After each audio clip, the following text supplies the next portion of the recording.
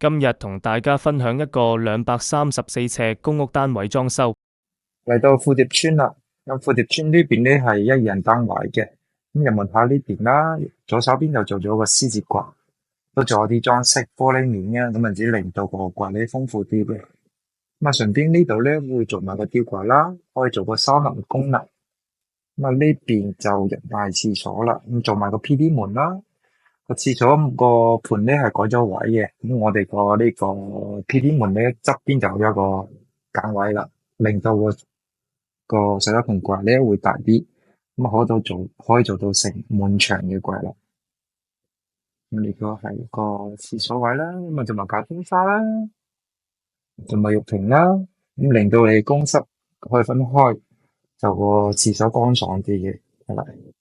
咁轉過嚟呢邊就客廳位啦，客廳位我哋有望到嘅一人單位咧，客廳同房間就一齊嘅，咁我哋就會喺中間位做一個隔斷啦。呢個客咧佢就想中意通透啲，咁所以就做咗拉鏈，就冇做呢個玻璃屏嘅。咁啊電視背景啦，都係做埋吊櫃、玻璃門啦，下邊隔三板做埋地櫃嘅。對應翻個電視櫃，我哋對面呢邊嘅梳化背咧，都係做咗個吊櫃啦，做埋呢個隔三板嘅個裝飾。咁啊地台床入到嚟，床尾呢邊咧做個衣櫃，咁個大衣櫃到頂啦。咁啊中空位呢個位置嘅設計咧，就俾我哋放平時啲電話啊，各方面呢啲嘢方便啲嘅。咁啊床頭呢邊就冇做咩其他啦，咁啊冷氣機啦。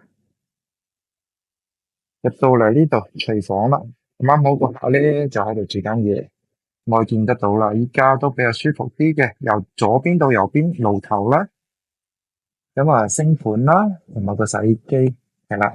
下邊呢個位置左手邊都可以做埋呢個碗碟嘅櫃桶嘅，跟住個煤氣雕咧就裝喺呢個角落位，咁啊可以避開呢啲嘢啦，都比較實用啲嘅。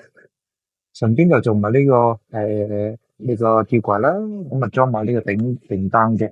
呢個客咧就冇做假天花個廚房，咁啊佢想話高令到空間高啲啦，闊落啲啦。跟住去到洗衣機上邊呢度咧，都做咗個吊櫃嘅，咁啊整體個空間就利用比較足啦。